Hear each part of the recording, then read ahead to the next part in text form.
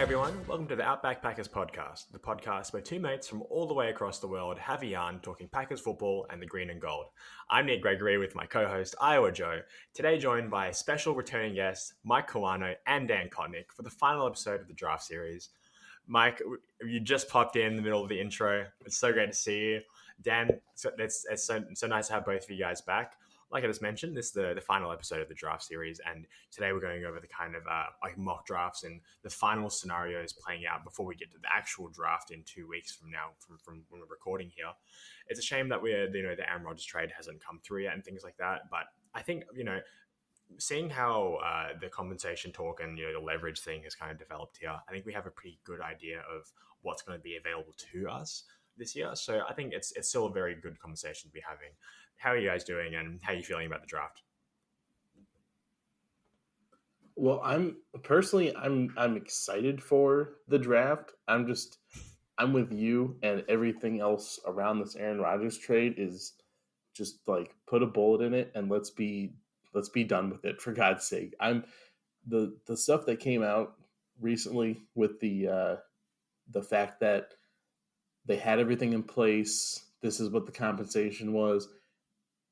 In my mind now, I'm like, I don't care what happens. Don't do it. Do it. Don't care. If you're not willing to give up a second round pick this year and a first round next year for Aaron Rodgers, then you don't want him. So then fine. We'll just move forward with Jordan. I'm ready to go nuclear on it. Just move forward with Jordan Love and put Aaron on the bench. Well, you know what's even funnier is that even Bakhtiari has come out and said the Packers have the leverage in this situation. They can just let him sit and say, okay, do you want to sit there? We'll pay you to sit there. We're going to be, most likely we're not going to be good anyway. So what the hell? Let's just let it go. And if you don't want to be part of it, fine, whatever. Jets don't want to trade you, whatever. But I did make a Facebook comment on something that if they're turning down that trade, even when the Packers are saying that they're willing to add a 2025 pick to compensate if he only stays a year, then that tells me the Jets are lowballing and they're trying to get away with it. And I'm super glad that Gutekunst has sunk his heels in and said, no, if you want him, you're going to pay up. And so, but I'm ready for it to be done. I did also see a conspiracy theory that the trade's already done, but they're waiting for the night of the draft to have it be finalized so they can have something to talk about. So, which would make complete sense because, they got to have something to talk about. And this would be the first year in like 3 years that they haven't had Aaron Rodgers news. And Mike, how are you? Oh no. Can't hear. Oh no. I can see you, but we can't hear you. Lip reading. Oh, it's so frustrating. Is it maybe the connection? Or just the drivers? Oh. What? Oh. We had something. Fuck this shit. Yeah. No, we got it. We had it. Okay. We're going old school. Nice. All right, I'll try again. And Mike, how are you? Not great, but here, I guess. At the very least here. I apologize, whatever background noise is coming through tonight. I blame Jimmy, his voodoo magic stunned Joe, and now it has totally crap shot every computer I have and my mics. So we're going bare ball for this one. But yeah, kind of the same sentiments you guys have. Just ready for it to be over. Kind of like, we were discussing it on the Inside Linebacker show when I was on it a couple of weeks. I know it just released today, but it's hard to do projections on what Green Bay is going to do in the draft, not knowing what the return is for Rodgers at this point, because, whether they do get picks for him this year or it's next year or it's never, whatever kind of thing. It does completely, what their strategy is hinges on. Do they have extra picks? One, extra first, the 1 or 2 extra seconds, whatever it is, that's going to affect what the team does. So, like, and obviously, I'm not saying that, like you guys said, I'm glad Groot is digging his heels in. He shouldn't bend his knee at all, either of his knees at all. And honestly, it's like, like we've seen a lot of guys go to bat on this one. Justice Mosqueda, Zach Jacobson, and you know, it's nice that the Lamar talk has been shot down repeatedly, and now their next one is like, there's always Tannehill, and it's like, have fun with that. So no kidding. Yeah.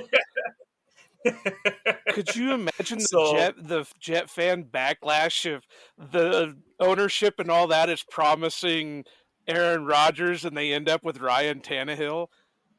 Good Lord. Yeah, and like I don't know how much to read into that Charles Robinson report today that, Johnson was put off by Rodgers going on the McAfee show and making his comments and all that kind of stuff. But it's like, you met with the dude in person, like, who cares what he says on the radio? Do you have something from him and stuff? And but I'm not an owner and stuff, but it's like, your guys aren't relevant without a quarterback. You don't have a quarterback on your roster. You guys got suckered into the MILF hunter, who like never.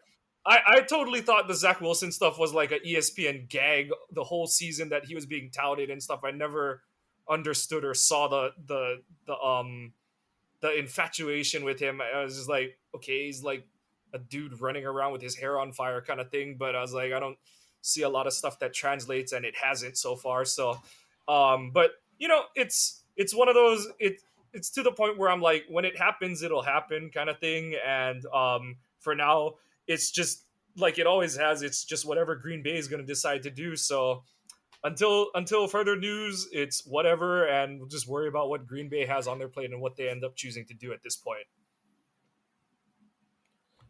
Well, this is a special episode with the mock drafts, so I imagine it's going to take us a little bit to get through it all. What do you think we just dive right into it?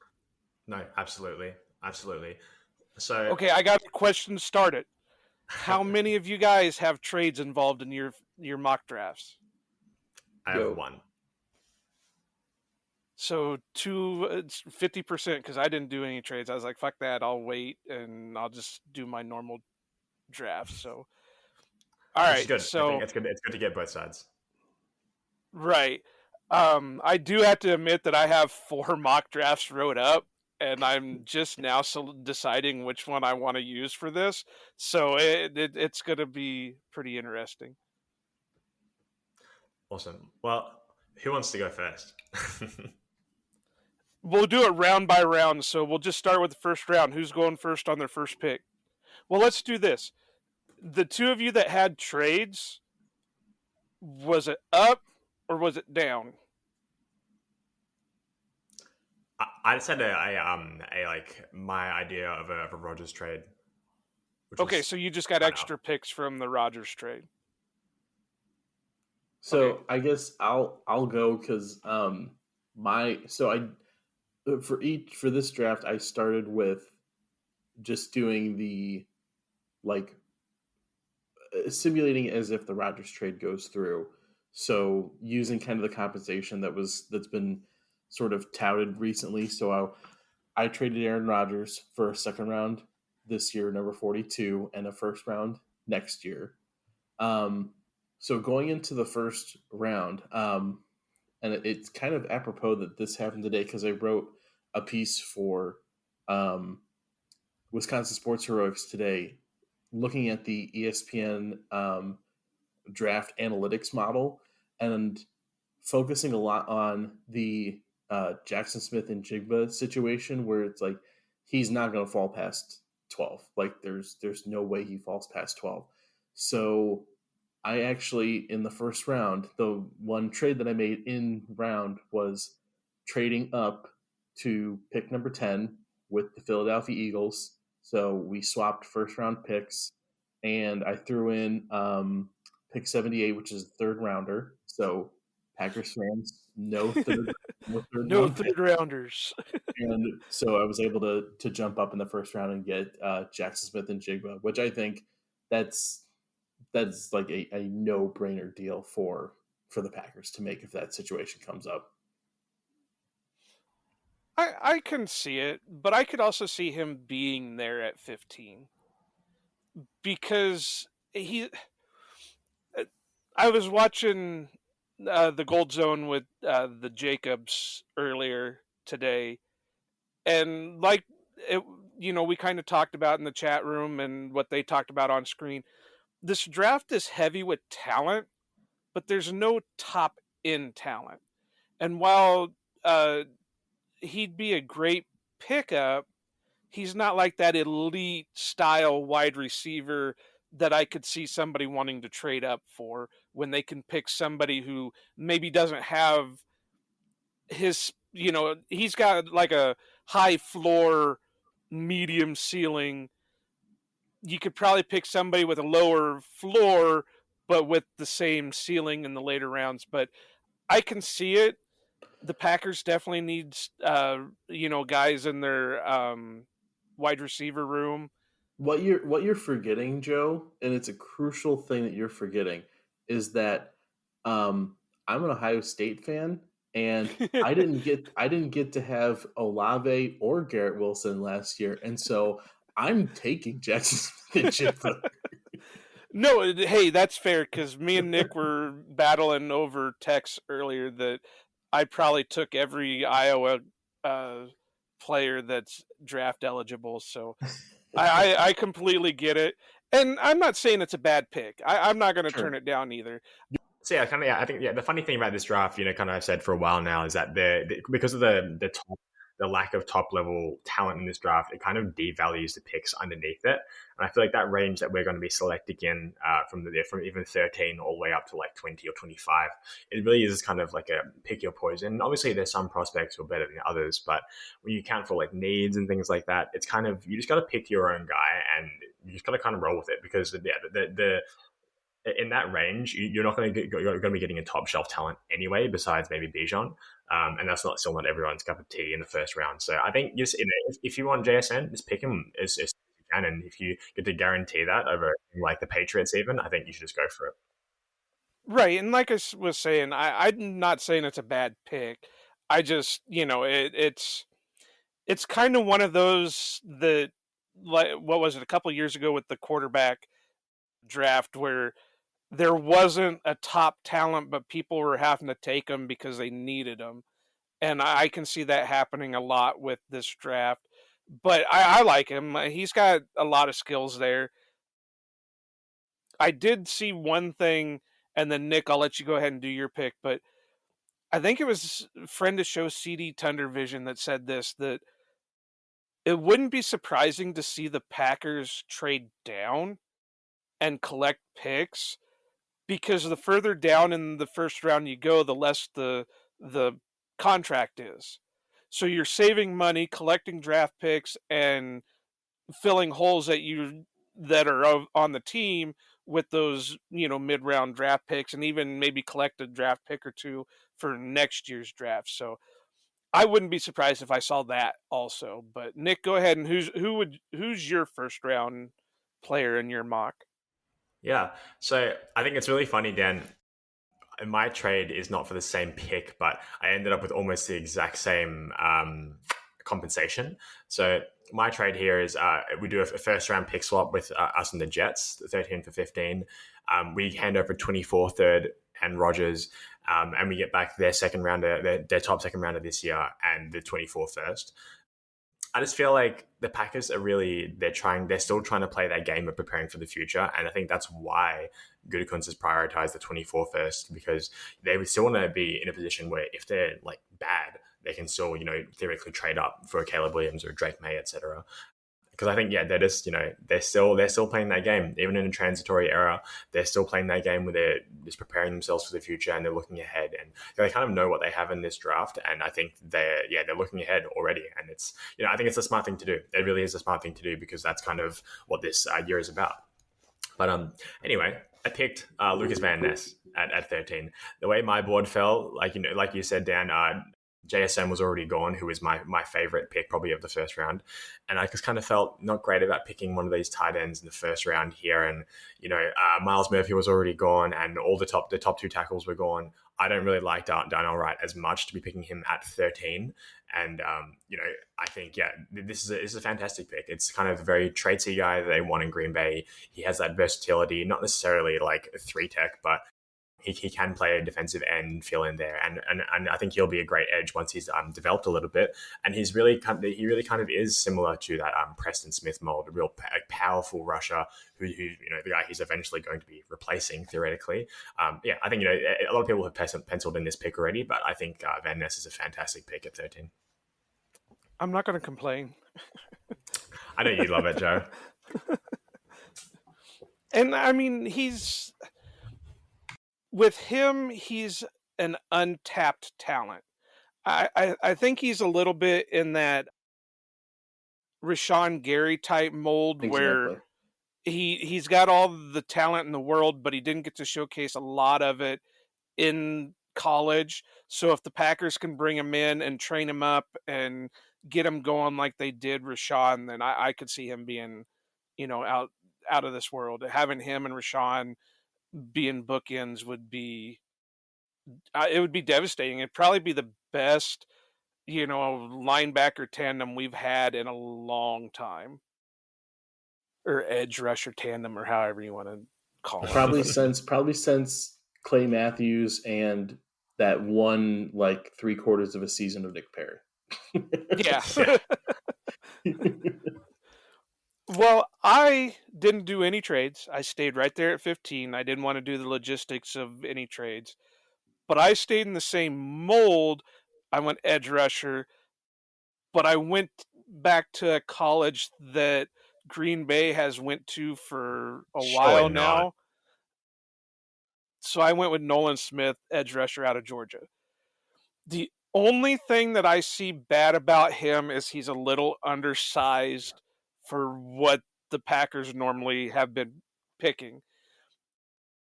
I think he's in that Clay Matthews mold of size where they were a little undersized coming out, but if he can put on the weight and keep his athletic traits, then he's going to be solid. I mean, the way this draft fell for me, Van Ness was already gone. Otherwise, he would be my pick. Murphy was already gone, so I couldn't go back there. But like we talked about with Mike on our inside linebacker episode, I see edge being a little bit of a major need at this point because you've got Rashawn coming back. When is he going to be back from the ACL? Kingsley was solid for what he was, but you got Preston Smith who's getting older. There's no real depth there. You got to bring somebody in to be a playmaker on top of possibly replacing Preston within the next year or two. So my guy went with Nolan Smith out of Georgia. And the Packers, for some reason, have went with a Georgia player out of in the first round for the last, 2 years? Yeah. Might as well continue the streak. It was either that or go with Keely Ringo. I mean... Oh, no. Please, man. Please, God. Look, Nolan Smith is one of my favorite players in this draft. I think he will be amazing wherever he goes, but to the Packers, I'd have a tough time believing that he's so undersized. He's 10 pounds lighter than Clay Matthews was coming out, and he's also not as good of a prospect as Clay Matthews was coming out. He is a run defender first, and the Packers covet pass rushing, especially in the first round. I mean, look, I think he'll be a good player, but he is more of a project than people think he will be. Even though he was good at Georgia, he is more of a project than people realize. Oh, there's no doubt about that. But you just said something that kind of makes sense for what the Packers are needing if they're leaning towards that philosophy. They need to stop the run. And if they can get him to come in... edge rusher. That's the way this league is moving to, though. For some reason, the Packers have been selecting the bigger side of edge rushers. But if you look at a lot of guys around the league, they're around 240 to 250 more than they are 275, 280. But if he can play the run and they can develop him better as a pass rusher, then that's an immediate help. Because yeah, that's fair. I get don't it, know for about sure. you guys. I don't know about you guys, but I'm getting tired of people running all day long against the Packers. I'm tired of the Jalen Hurts running for 165 friggin' yards against the Green Bay Packers. Yeah. So No, that's absolutely fair. All right, so now, second I'm round, going who to go you guys first got? with my second round. Yeah. I know I jumped you there, but since you guys did your trades and you have the multiple second rounders and stuff like that, I'm just going to go ahead and jump in with mine. Go And this ahead. is my bias pick. This is my helmet hunting. I went with Sam Laporta out of Iowa. It's an obvious need. They love the kid. He's an athlete, based off his RAS score and his combine and his pro day. He's an athletic freak. I still do kind of question his hands a little bit, but if he gets that could have just been QB play. Iowa's QBs have been pretty shit for the last few years. But if he can fix that, he fits the mold of what Green Bay wants, and I think he'll be a star from day one. Yeah. Dan, you want to go first? We go next. Yeah, I'll go next, and it actually kind of works out pretty well that Joe went there because so I had two second round picks. With pick 42, I stayed close to home with me again, and I went Dwan Jones, the tackle out of Ohio State, the absolute freak monster athlete, the Humongous. trained polar bear that is playing tackle for Ohio State. I mean, I picked that literally just because I've seen what he does. He did not allow a single pressure or sack this past year, and he might be a little bit of a raw talent when it comes to like the skill side of being a tackle. You know what you can't teach? His wingspan or how huge he is. That's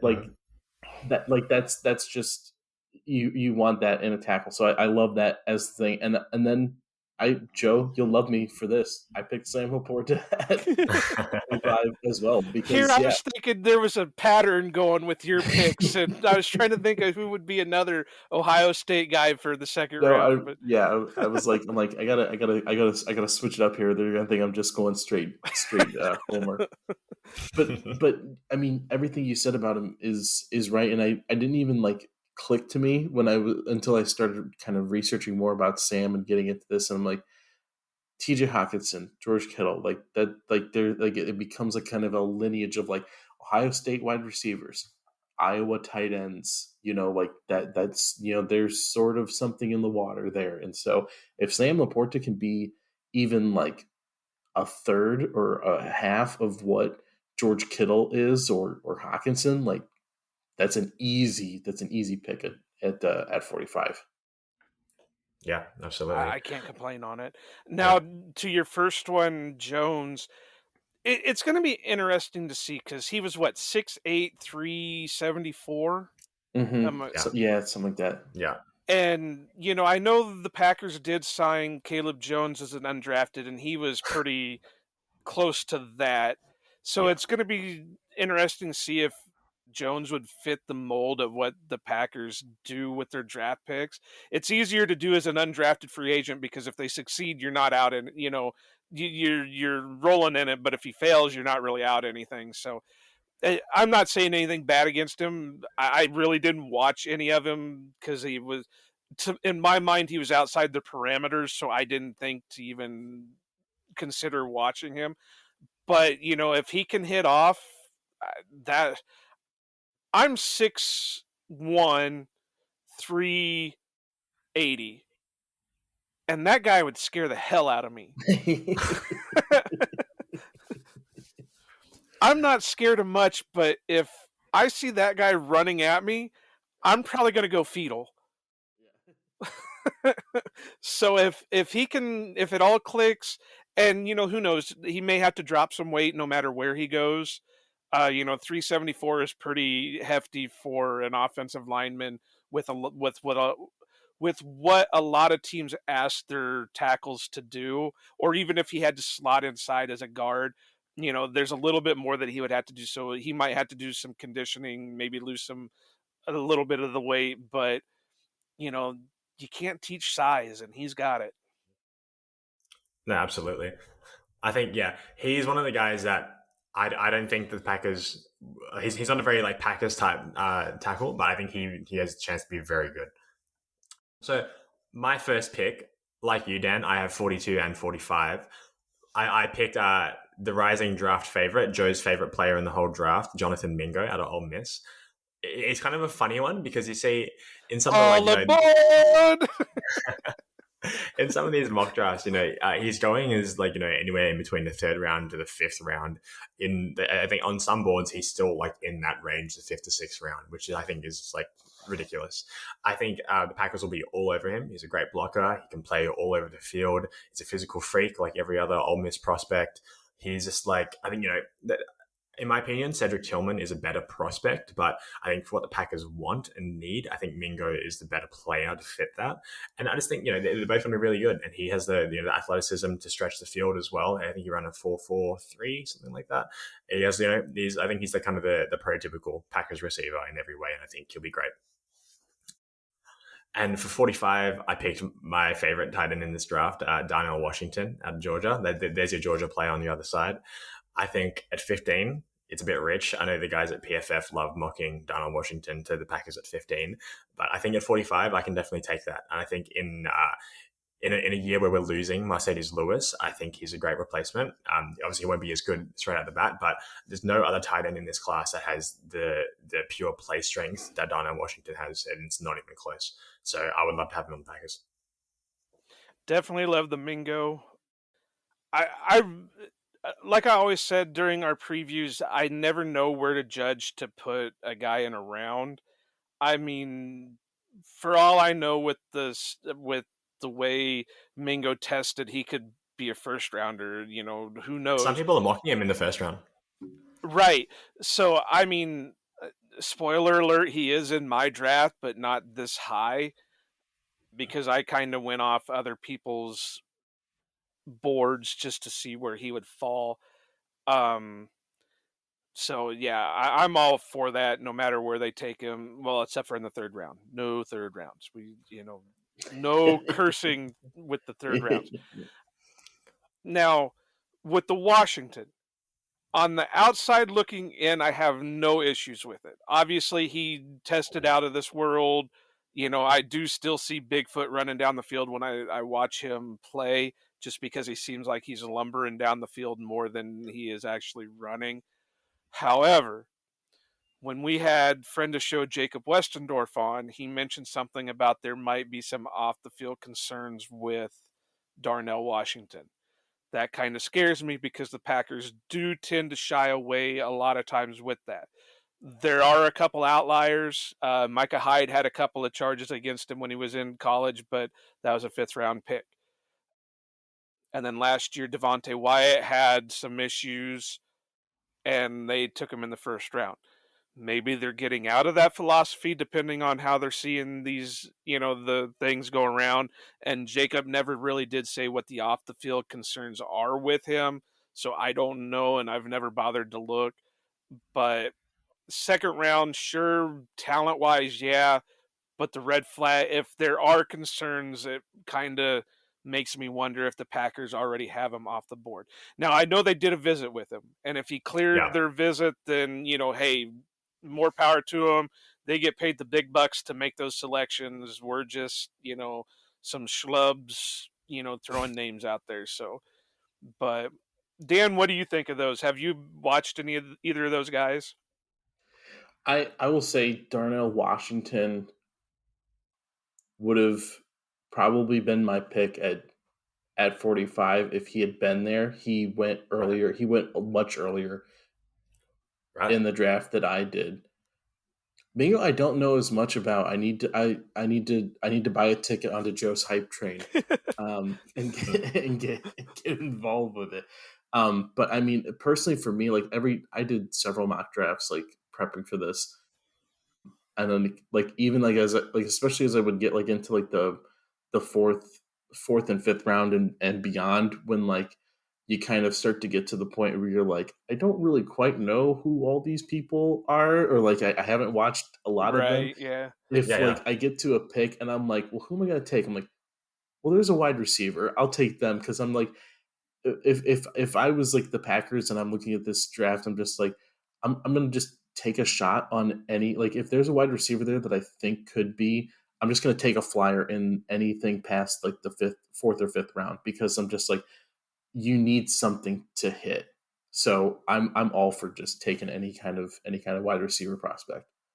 Right. And it's like I said earlier with your pick with JSN, you know, there's a lot of talent in this group that'll be available in the later rounds.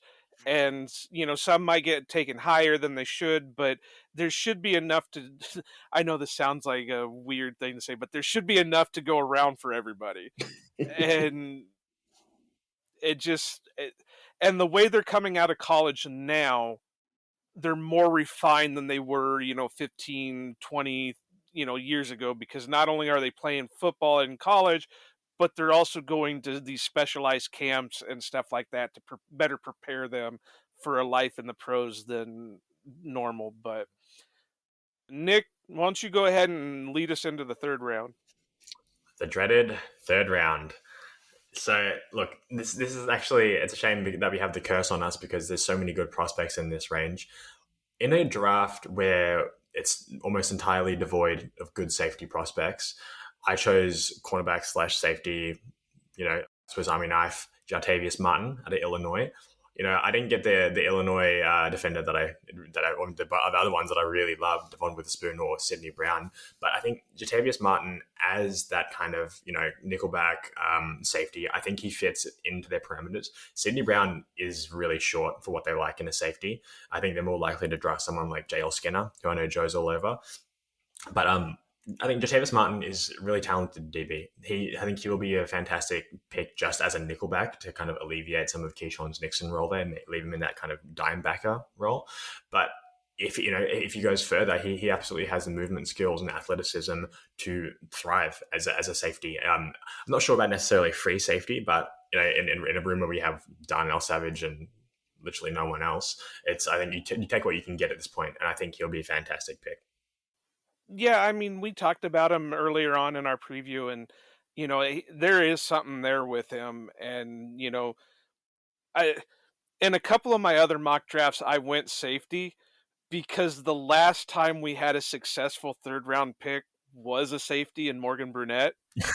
So maybe it's going to take a safety to bust this curse.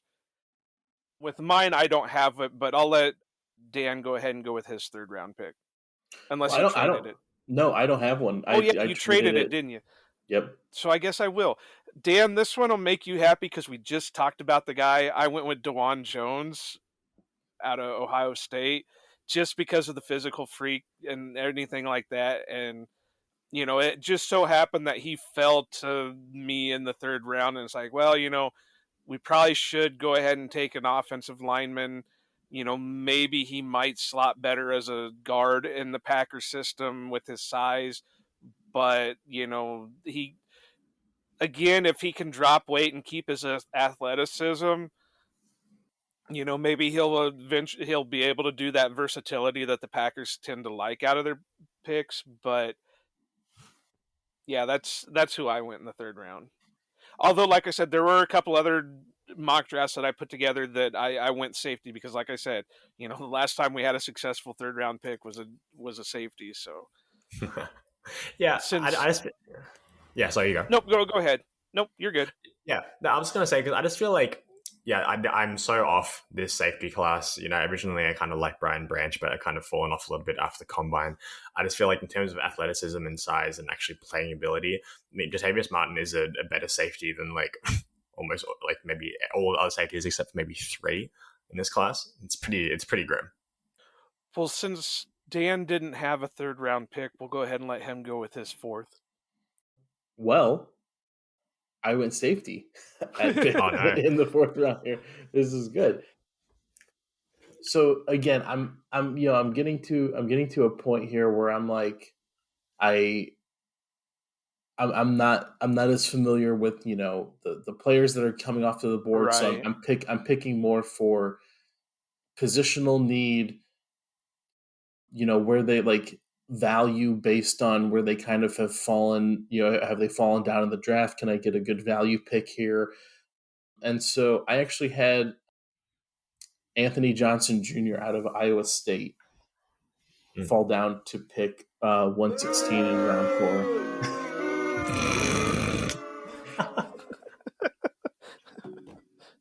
That's the wrong school, Dan. But yeah, I think again, like when I was talking about like the wide receiver thing of just like take some flyers, pick guys. I think with the Packers this year, wide receiver and safety are two positions I think it wouldn't hurt to take a flyer on a guy if they're available and you like them, because you just need bodies to kind of start filling those roles. And then also that philosophy always works with offensive linemen, I think, because you just always need jars on the shelf to plug guys in. So a guy like him that it's slated to be he's kind of like being projected like late second round, early third round, falls down to pick 4 or to round 4. I'll take it. I'll take a flyer on him. Yeah. Yeah, and there's not a lot of safety prospects out there as is. So if you can get one that's fallen a little bit, then you might as well take him. I've kind of flip-flopped back and forth on mine, whether, because they were both interchangeable in a way with the way my board was falling in the mock drafts that I was doing. I think I'm going to go this way and just go with my Jonathan Mingo. I mean, there's not much more I can say out of it. I've basically been on his hype train since day one. I have to laugh that it's so. We did our wide receiver episode so early on in our draft preview, and Yeah. I said right in our show that he was like, him and Marvin Mims are my guys, and nobody else was on him. Nobody. Now, don't get me wrong. I'm not saying people are taking my, because again, we're a small show. We're just some schlubs with some microphones. We're not experts, but it's so funny to see everybody now on the Jonathan Mingo bandwagon. And it's also funny that I'm getting constantly tagged when somebody mentions him on Twitter, because I said I was going to throw that GIF out there every time. I imagine there's a Back to the Future scenario where like somebody's listening to a podcast and they're like, Brian, it's your nephew, Joe Gutekunst. You know that wide receiver prospect you've been looking for? Well, listen to this. Yeah. Yeah, it's something else that everybody's now talking about. And like Nick was saying earlier, he's getting, in some mocks, getting even some first round love out of it. And, at the point in time when we did our episode, he was literally nothing. I mean, you never saw him anywhere. You never saw any mentions. And, now he's getting all the love. And I love to see it. It's really great to see that he's finally getting some recognition out of it. So, Yeah. That's my guy. Yeah, they can definitely get down with that. Yeah. My guy was Zach Pickens out of South Carolina. Super juiced up, twitchy, absolutely destroyed the combine. He's a pass rusher first and foremost, so I guess kind of in the vein of ignoring run defense that the Packers do. But I think he would be great. I'm not sure if he even lasts until the 4th round, but he was when Sam came on to do the defensive lineman episode, he was one of our favorites. He was one of, if not the most productive draft eligible defensive tackles in college last year. Yeah, I just think he would be so good on this team. And just give us more juice. I mean, no more Dean Lowry. I think they have to draft someone to fill in that inside. And I just think, I much prefer Lucas Van Ness as a project to the outside rather than playing inside. And I think it'd be great. Zach Pickens, Kenny Clark, Devontae Wyatt, and TJ Slayton. I mean, yum. Yeah, you definitely got to fill spots. I mean, Lowry was just a void for however many years, and Net negative. anybody you would think would be able to have more production than he does. The interesting thing is what they think of Jonathan Ford. I know he was a 7th-round pick and all that, but they kept him on the roster all year long, so you wonder I what's like him. going on there with him. Yeah, I really did too when I started watching some of his stuff after the draft, but you can never have enough big bodies in the trenches, and so I'm all for it. Yeah. Cool. You want to go ahead and do your Yeah, I'll do next the fifth pick? rounder. So my guy, second tight end, I think, me and Brian Murphy talked about this a couple of times. I think they have to come out of this draft with at least 3 different pass catchers, whether that's a combination of tight ends or, wide receivers. I think that personally they draft at least 2 tight ends, one early and one later. This is Western Dorse guy, Luke Schoonmaker out of Michigan. He's just like, he kind of projects a little bit to that H-back role, but he's just a really good blocker. He's a good blocker in space. And another one of these guys who just like obliterated the combine. I mean, so I got it here, ran a 4.65, 1.63-ish, 10-yard split. He had a pretty good broad jump, 10 foot, 6.8 on a 3-cone. I mean, wow. He's like, he's one of those guys you didn't see that athleticism always pop necessarily in Michigan, but knowing that he has that and has that room to kind of stretch and grow a bit more, I think he can, quite easily step into a role. And at the very least, he's going to be better than Tyler Davis over there. So I would love him in the fifth. And didn't he put up pretty good number for bench press? From what I have here, I don't think he tested, or maybe I just have an incomplete one. Okay, But he couldn't. Maybe he didn't test. Maybe I'm thinking somebody else, but this was the one that I hated to even consider that I enjoyed watching because of where he went to school at. But yeah, can you hit the little sounder button? Yeah, I'll do it again.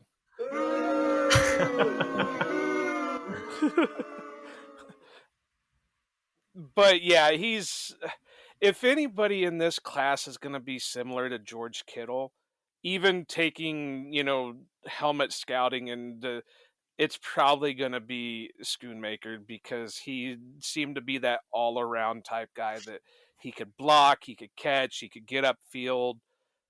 If he can get into the right system and they can get him going, then he's going to be a hell of a draft pick. Yeah. Yeah, I really love this tight end class. I'm surprised there's not one coming out of Ohio State, because they usually have 1 or 2 guys. Oh God, it's 3:30 in the morning, and I'm blanking on who. Yeah, there's one coming out next. The guy that he's the tight end now, like the starting tight end now, comes out next year, I believe, and he'll be I think a similar prospect to kind of a Schoonmaker. Gotcha. Dan, why don't you go ahead and give us your 5th-round pick? So I went offense for both, because there's 2 5th-round picks, right? Right. Okay. Nick, did you give us your other one? I'll let Nick go. Oh, sorry. Yeah, no, totally blanked on that. My second one was my, Ross's guy, Hunter Lipke, fullback out of NDSU. I fucking love this guy. He's one of those guys I'm just like slamming the table, jumping and body slamming the table. There's no more table left. It's just, this is the guy that I want. He's just like, at the very least, he's going to step in and be the best special teamer straight away. He's just like the perfect fullback. Again, another guy obliterated the combine, played for NDSU, can keep that pipeline going. He's so talented. He's such a productive receiver. I mean, as a fullback, the amount of touchdowns that he scored as a fullback was pretty crazy. And again, he plays on a team that's a run-first team. He knows how to get his nose in the dirt and this work. He could replace Josiah DeGuara, or conversely, free up Josiah DeGuara to actually play tight end for once. And yeah, he's just, this. I think I'm not sure how Matt LaFleur feels about the necessity of a fullback, but he's one of those guys who will step in and be a starter on day one, in my opinion. The only thing that'll help him, I think, in the LaFleur system is if he can swing out as a tight end, because that's what they kind of look for more, is somebody who can play both parts of it. I don't think they're going to go for a straight out He's fullback. a really good receiver. He is a really good receiver. Yeah, if he can line up as tight end and then swing in to that H-back role, then yeah, I could see it. I mean, I like him. There's something there in him, but he's the type of guy that would have been better 15 years ago. Yeah. Because the fullback position, I think there's 3 teams in the league that currently have a specific fullback. I think he's a prospect that if he's, I think if anything, he probably ends up a Patriot. He's just one of those guys, super hard worker, by all accounts, Yes. fantastic locker room presence, and Patriots one of the only teams that love to use their fullback consistently. So yeah. Well, yeah, and then you got San Francisco with Juszczyk, and I think Baltimore had fullback at one time. Yes, and I think that's pretty much it for teams. I think Atlanta might have one. Okay, Atlanta might have one, but yeah, it would have been a lot better had he been available like 15 years ago when the heyday of the fullbacks were there. I love a good fullback. Bring it back. I love a good fullback. Making Madden covers. I know I've mentioned this on show before, but the last jersey I ever bought for the Packers was Danny Vitale. I love a fullback. I thought you were going to say like Spencer Havner or something. No, it's even worse than that. I got Danny Vitale sitting over there. But I love a fullback if he can, if it all depends on LaFleur. We've never actually seen a full LaFleur offense go. If you go theory-wise, he's supposed to have more of a tight end and a fullback type system. But with Rodgers, it never went that way. So we could all be surprised now that it's the Love show and, he might want to go fullback. Although I'd rather have Monty Ponnebaum from Iowa than the kid that you're talking about. But yeah. All right, Dan, I think it's time for you to do your pick. Okay. Or picks. So I went offense again on both of these. I went offensive line with 149, and I went Juice Scruggs, the center from Penn State. Nobody is a bigger Josh Myers fan than me. He's from my hometown. My dad continuously tells me about how he has beers with his family when he's out in town. But he's struggled. He's struggled to kind of find his footing in the NFL. And if you can find a guy that either pushes him to be better or is better, or, they kick one of those other guys out to play guard, they find find a position. I can't sit here and be a homer about it and say that you can't upgrade the center position. And I'll always take a guy whose first name is Juice. And then my second fifth round pick, I brought it back to my first appearance on the show and went quarterback and took Clayton Tune out of Houston. I know. I knew because literally every mock draft I did, my quarterback crush Tanner McKee was going like early third round. And I'm like, I'm not spending early third. I'm not going that high for a quarterback prospect like that. So, every time I got to like the fifth round, Clayton Tune and who was the other? There was the other prospect.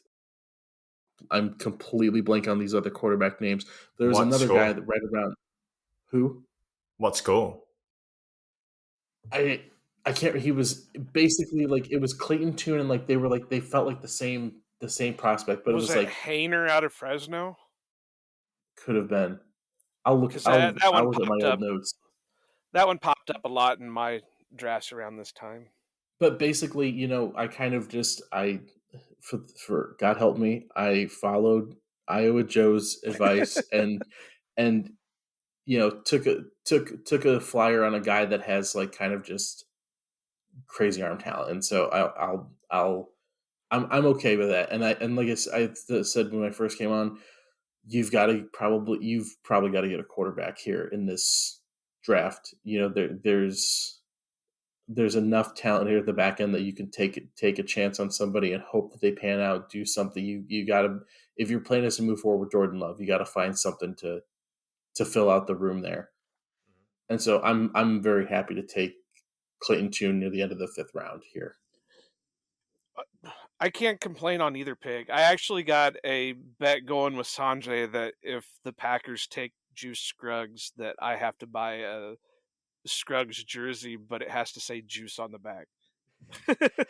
It was Stetson Bennett. Stetson Bennett was the one that always it was those two that fell, and I'm like, I'm not going with Stetson Bennett. Yeah, and he's got some issues going on right now too. Yeah. But yeah, I have no complaints with those two picks. I like both of them. To kind of go with your point with taking a center, I think it's going to be a necessity because right now, there's the consideration that Zach Tom could kick inside to be a center, or maybe Elton can move to center if need be. But if you take those two considerations out, the backup center is Jake Hansen. Don't say that name. So Packers Nation, a collective shiver running down their spine. Exactly. So I think there is that where they're going to have to take a center. And Juice is one of my favorite ones. I really loved what I saw out of him. So I just, at this point in time, I'd have no issues with it. Tune is another one. It's kind of funny that you mentioned McKee because he just recently had a visit with the Packers. I can't remember if it was an in-person or if it was a virtual, but he had a meeting with them. And I've said all along, even through our episode with you with the quarterbacks, I view this like the year Rodgers took over starting. They're going to end up taking one or two of them in the draft to compete as for backup, but also to be the contingent if Jordan doesn't succeed. So I can see them. I could honestly see them even going with, if McKee is there in the 3rd round, maybe taking a flyer in the 3rd round. But there's definitely going to be a need for it, and they're not going to be relying on Danny Etling or some undrafted free agent like they did under the McCarthy era. So I see the need there. I suppose it's my turn to give my picks, huh? So I went the safety route finally. And this is the one that I said I was kind of flip-flopping with Mingo because they kept falling into both picks, either 116 or 149. So I juggled them back and forth, but I went with Jamie Robinson out of FSU. Getting this late, you're kind of, to use the euphemism, the saying, I can't even fucking talk tonight. I know how you feel, Dan. You're throwing shit at the wall and hoping it sticks. Now, I'm not saying Robinson's a bad player. I personally didn't watch him too much. I know it's going to be one of Dan and I's people's favorite pick, Lambeau LeBeau. So, but I have, like I said, safety is going to be a need. You might as well take a shot at him. He's got the ability. I can't remember what his RAS score is off the top of my head, but I think it was pretty good. It wasn't great? Then I was thinking somebody else. But safety is the opposite of tight end this year. There's like 2 that tested well, and they're both out of Packers parameters. Then my other pick, and you could kind of see him slotted into what Nick was kind of thinking, but I think he's going to stick at the position he's listed at. I went with Evan Hall, running back out of Kansas State.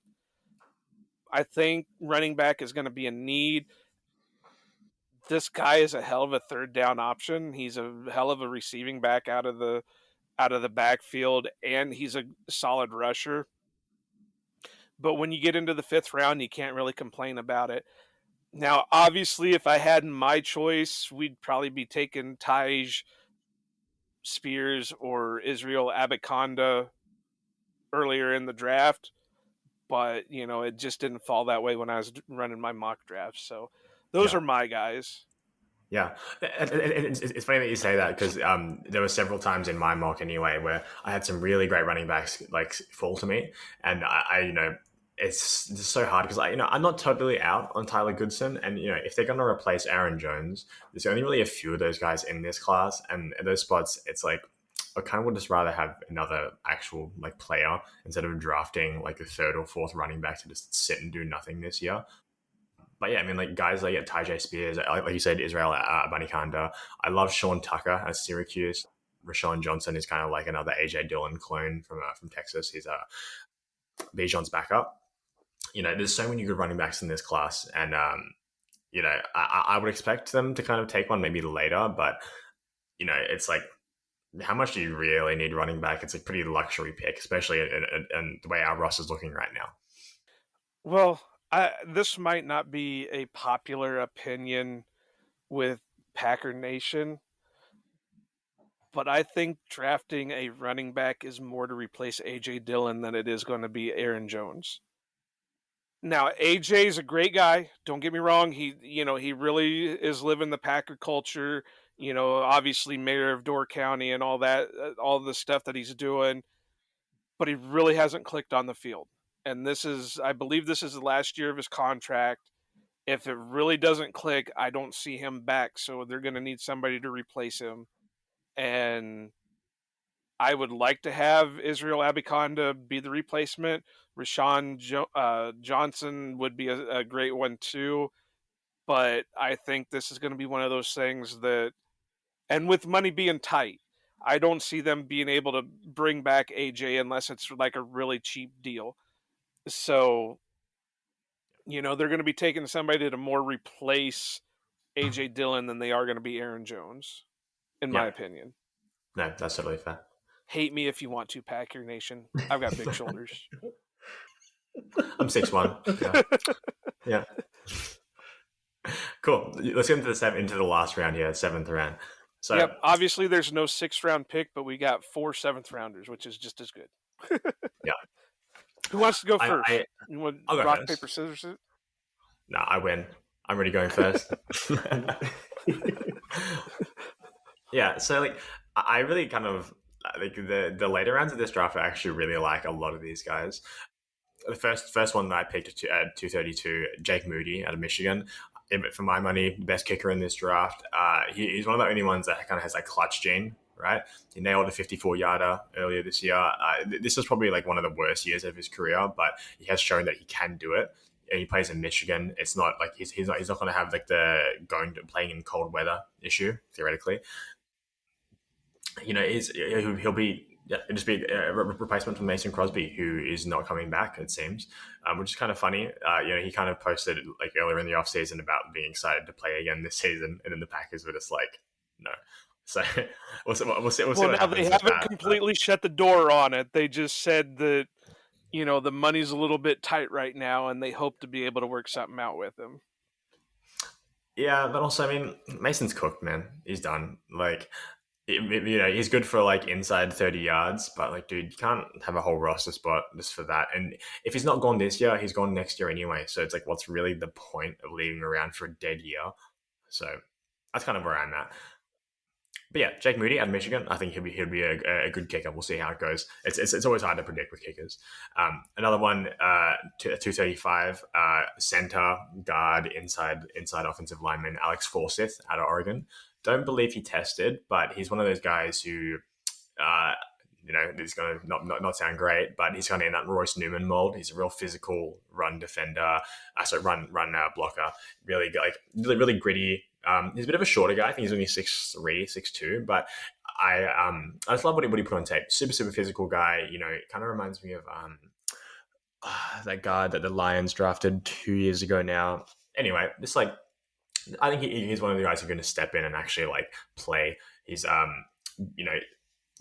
little bit more fleet of foot than some of the other guys in this class, and I think he kind of has the body type that the Packers generally look for in the interior there. So I would like him in the 7th round. At 242, I picked Jason Taylor out of Oklahoma State. He's kind of like not a special teamer type guy, but I think he can fill in as a like a run defending safety kind of as Brian need be. Maffey's going to be mad at you Why? because he thinks Taylor will be long gone before the 7th round. Oh, really? I didn't know that. I mean, Yeah. I mean, in this class, he very well could be. He's one of the more athletic testing safeties of this bunch. I mean, it's not saying much, but I think he can do some nice things as a depth piece or just a developmental kind of guy. And I think no matter what, you're going to end up with a few of these kind of straggling safeties. Whether it's one of the guys from like Miami who I kind of like as special teamers, versatile options. But I think you're going to. I would not be surprised if the Packers draft one of these guys late. Even just purely for special teams value, they love their DBs. I mean, they're all their special teamers are safeties now. So, yeah. And then my last pick, Sean Clifford out of Penn State, the quarterback who came in for a visit today. Actually, pretty athletic, really athletic guy, and and he's a 7th round quarterback. You can't expect much out of him, but as you know, again, another developmental piece. At worst, he's a camp body, and you're just snagging him before he becomes a UDFA. I'll be more than happy with that. I mean, 7th round, you take what you can get. It's a quarterback. It can't hurt. It'd probably be better than Danny Etling, so we'll see. Well, actually, what's funny is I watched a little bit of Clifford, and I can't remember what team it was against, but he had a run that was very similar to the Etling scramble in the preseason last year. So it's kind of funny that you said he'd have to be better than Etling, and it was very similar to Etling. Now, other than that, he's kind of inaccurate, but he's got an arm, so if they can rein that in, he'll be pretty solid. Like I said, Taylor's an interesting prospect.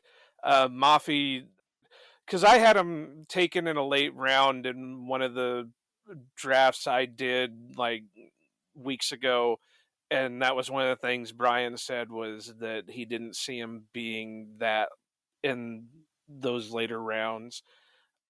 Forsyth, I don't know anything about other than taking an inside offensive lineman from Oregon kind of scares me after the Jake Hansen debacle. He's good. And This guy is good. And Moody, spoiler alert, he's my last 7th round pick for my mock draft. So, nice. But again, like we were kind of talking before we started recording, we don't know much of the special teamers that are coming out this year. So the only name that most of us knew were Jake Moody. So that was pretty much the pick. Dan, why don't you go ahead and do yours, and then I'll wrap it up with mine.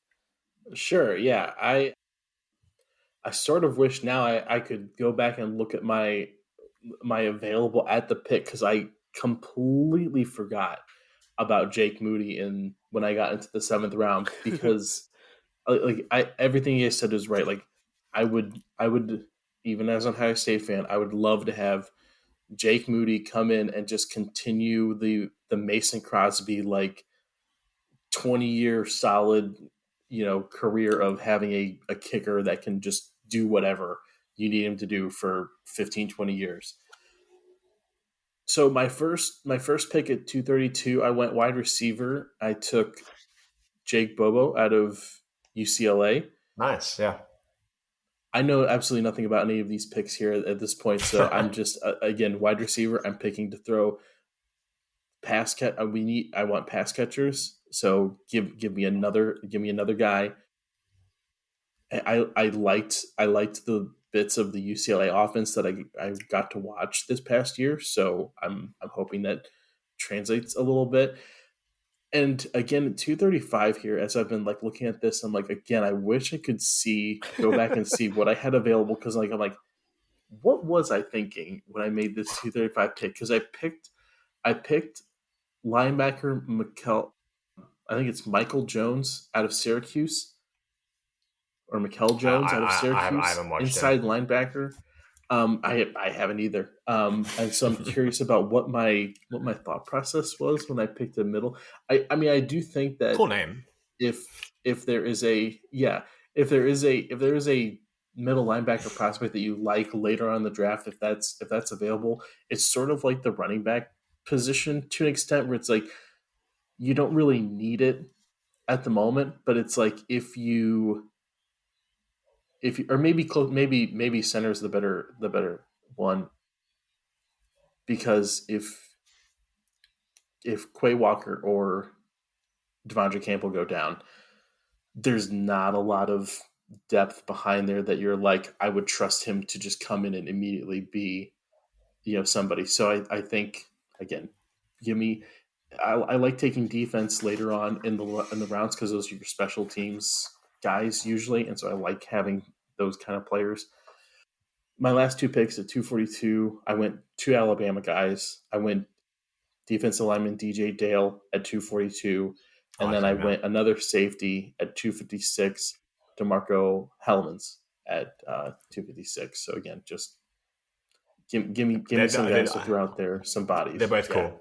They're both cool. Yeah, I like it. Bobo, I watched a little bit on, and I'd have to look to see what he did for a 40. But when I watched him, he kind of looked like he maybe needs to transition to tight end more than wide receiver, because he didn't look like he had a ton of foot speed. But again, I don't know what he ran. I can't remember off the top of my head. The other three guys I know nothing about, so I'm just going to say good job, Dan. Thanks, Dad. So I'm going to go with mine as we get bombarded with messages here at 2:30 or 3 o'clock in the morning. My first one at 232, this one Nick's going to kind of like a little bit, but he just kept falling here. So I took him, was Josh Weil out of Cincy, tight end. Yeah. Why not take a chance on him? 235. I grabbed him in a couple mocks too. I like him later on too. Yeah. 235. This guy right here, I'd have to go back and look to see how old he is. I think he's a little bit on the older side for a prospect, but taking him here would be fine. But I love this guy. He spent a couple years at Iowa, and they really misused him, and then he ended up in Purdue and being like one of the top receivers in college rankings, and that's Charlie Jones.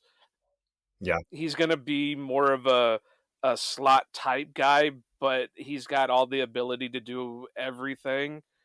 But like I said, I think he's a little bit, because Purdue's like his third or fourth college team he's played for. He started out at Buffalo, he ended up at Iowa, and then he ended up in Purdue. And I can't remember if there's one in between Buffalo and Iowa, but he's got the ability. He's got special teams experience. So I'd have no problems taking him.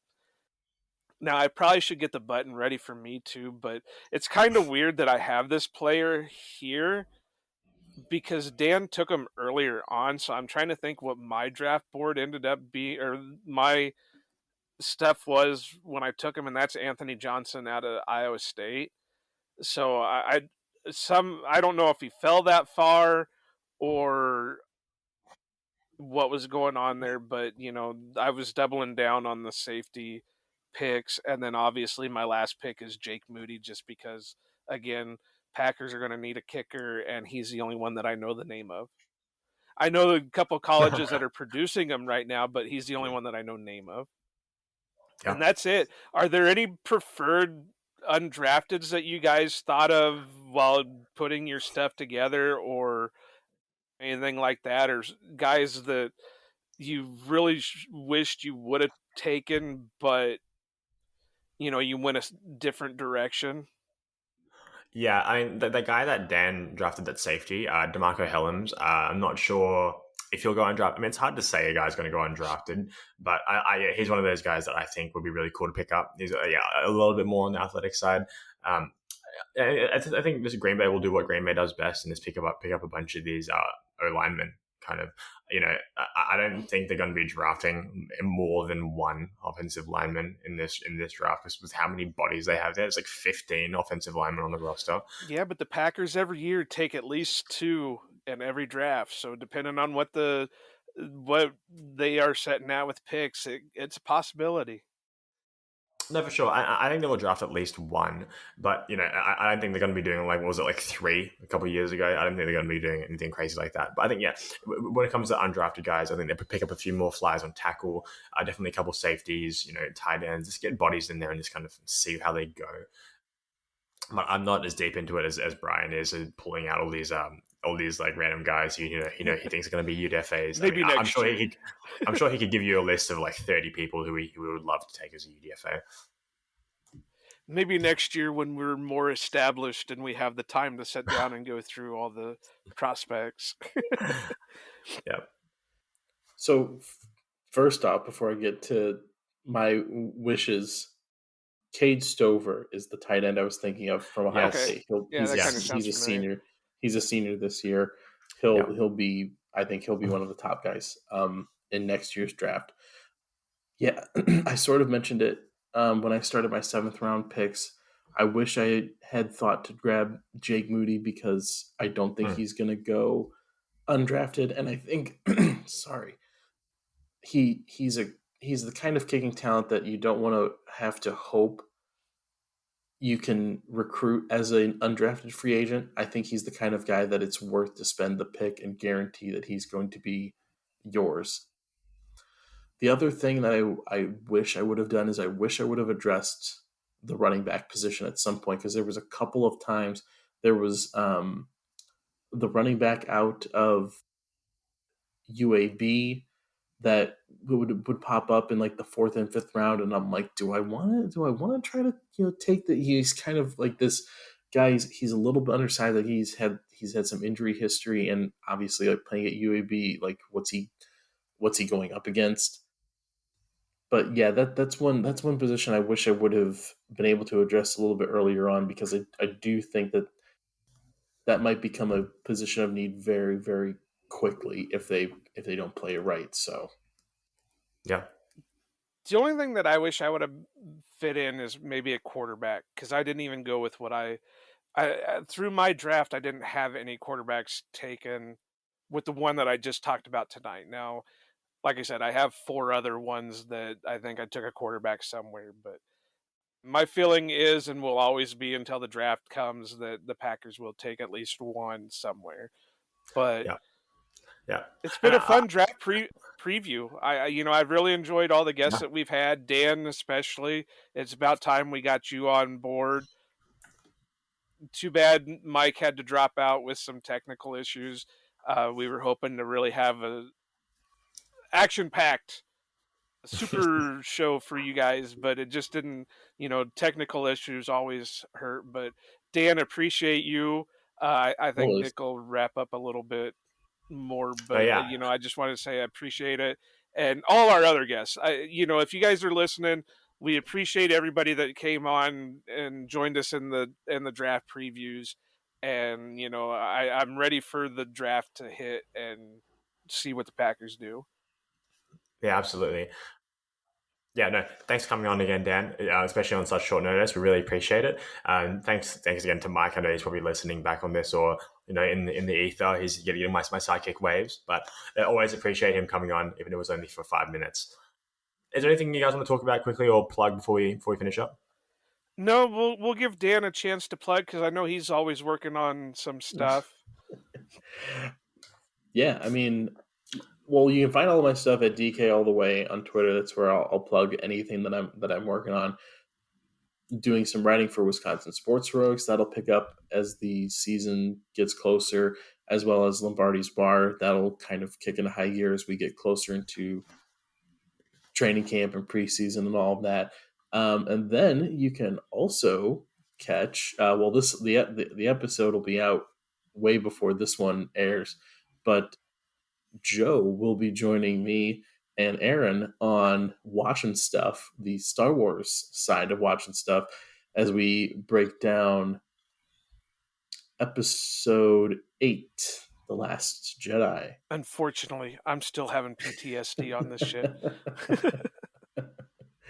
Yeah, that one's gonna be rough. We've had a guest on for each of the really, really bad episodes. So Nagler came on for Attack of the Clones, and so Iowa Joe is doing his part and coming on for Last Jedi. Should have been Yeah. last movie. But no, yeah, it's going to be a fun conversation. I really look forward to it because I always tell people I have two major hobbies or loves in my life, and one's Green Bay Packers and the other is Star Wars. And I always, people always ask me stuff, and it's like I'm, I basically own all kinds of every one of the books from the old expanded universe. I'm a walking Wikipedia according to some people. So. But yeah, it should be fun. I look forward to talking. Dan, again, appreciate you. We'll let you go here pretty soon so you can get some sleep. I'm feeling the same way you are right now. So, we got the Aussie over here who has no idea what we're talking about with this. But It's chilling. The last thing I do want to mention is don't forget to go check out my buddy Wes's website, Hoyda Original Artwork. Go over, get you a pencil drawing, or he's been dabbling with some color drawings and everything else like that. If you're interested, hit him up. If you need to figure out how to get there, let me know. I'm more than happy to let you know. And he's reasonable priced, and he'll get it to you as soon as he can. So go ahead and go check him out, Hoyda Original Drawings. Hell yeah. Awesome. Well, as always, guys, you can find us on Twitter, myself at NicholasGRGR, Joe at Iowa_Joe86. You can find Mike, rest his soul, at Kawano Mike. You can find Dan, like you said, at DK All The Way. And finally, the podcast at Outback_Packers. Until next time, I'll see you later.